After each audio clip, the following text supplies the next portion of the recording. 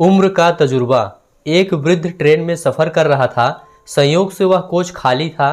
तभी 8-10 लड़के उस कोच में आए और बैठकर मस्ती करने लगे। एक ने कहा, चलो जंजीर खींचते हैं। दूसरे ने कहा, यहाँ लिखा है 500 रुपये जुर्माना और 6 माह की कैद।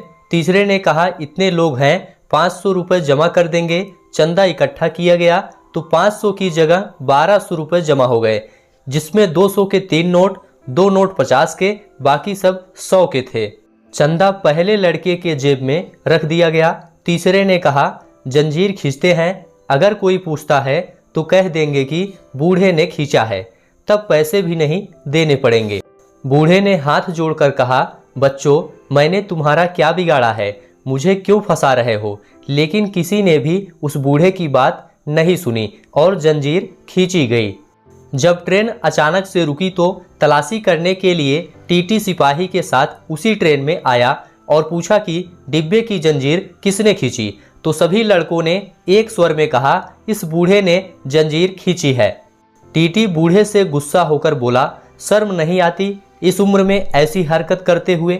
बूढ़े ने हाथ जोड़कर कहा, साहब, मैंने ही जंजीर खींची है, लेकिन मेरी बहुत मजबूरी थी। टीटी ने पूछा, ऐसी भी क्या मजबूरी थी जो आपको जंजीर खींचनी पड़ी?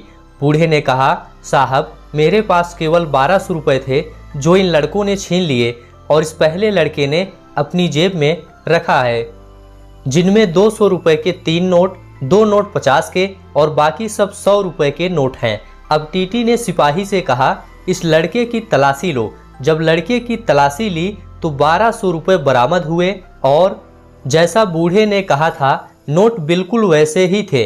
1200 रुपये वृद्ध को वापस कर दिया गया। लड़कों को अगले स्टेशन पर पुलिस के हवाले कर दिया गया। पुलिस के साथ जाते समय लड़के ने वृद्ध की ओर घूर के देखा तो वृद्ध ने सफ़ेद मूंछों पर हाथ फेरते हुए कहा, बेटा, यह बाल यूं ही सफ़ेद नहीं हुए हैं। दोस्तों, आप भी यह बात याद रखना कि बुजुर्गों को हल्के में नहीं लेना चाहिए, सदैव उनका सम्मान करना चाहिए।